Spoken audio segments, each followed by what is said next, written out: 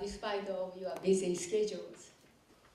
American Leadership Conference began actually in 1980s in the middle of the intense military and ideological competition between the superpower nations. It's called Cold War. During that time, ALC presented a very positive counter-proposal based on the God-centered view. We called it causa. It's a Latin meaning cause. It promoted a head-wing thought, a catalyst to bring a left wing and right wing together. During that time, thousand legislators, religious leaders, educators, and NGO leaders attended this ALC conference. Then finally, we experienced the fall of Berlin Wall and the Soviet Union. Many hoped that the new world would begin. However, we all know that the world is still suffering unbearable misery from global terrorism, regional dispute, ethnic cleansing, globally organized crime, and millions of people fleeing their countries, seeking a safe haven for their families. When we think about that fact, the people are also still starving to death in the 21st century. Children cannot receive adequate medicine. The list of miseries goes on and on. We have suffered enough, haven't we? Yes. How can we change from this situation from misery to happiness, hopelessness to hope, division to unity, cruelty to caring, and injustice to justice? So what is the turning point? Basically, we can trace all of humanity's problem back to the condition of selfishness. Putting oneself before others, sacrificing others for our own benefit.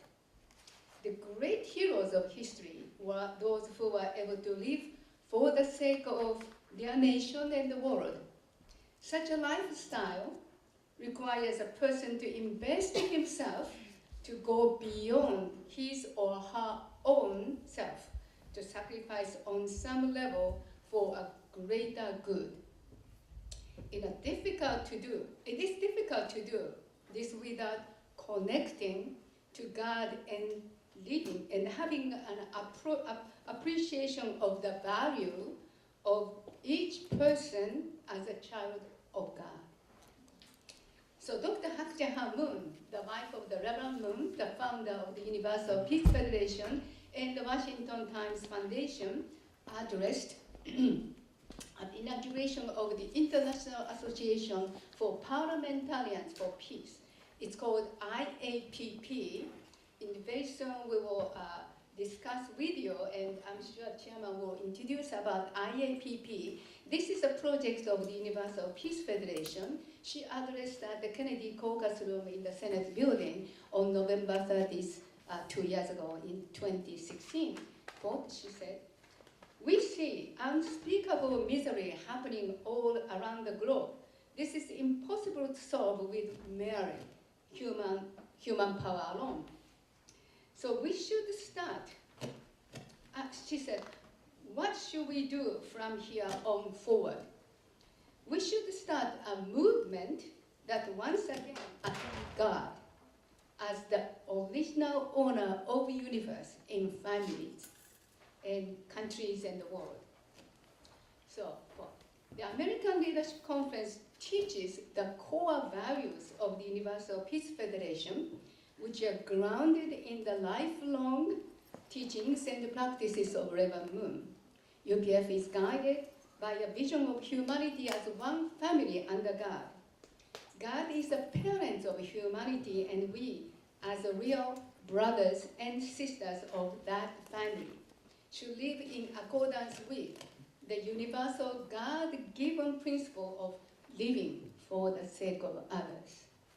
If we live a godly life as one family under God, we can go beyond race, religion, nationality, and creed. To realize true brotherhood and sisterhood, we believe this is the cornerstone of a peaceful world. This is the foundation to experience true joy and happiness. Isn't this not the very purpose of our life? So this is our turning point. We can choose to dedicate ourselves to this lofty ideal, share it with others, and be a catalyst as the ambassadors for peace, for the betterment of human beings. I want to conclude with a quote from President Kennedy, John F. Kennedy, who spoke eloquently to the hearts of people when he said, "To those people in the huts and the villages across the globe struggling to break the bond of misery, we pledge our best effort to help them help themselves for whatever period is required, not doing so because we seek their vote, but because it is right. With a good conscience as our only sure reward, with history the final judge over our deeds. Let us go forth to lead the land we love, asking His blessing and His help, but knowing that here on the earth, God's work must truly be our own," from his 1961 inaugural address.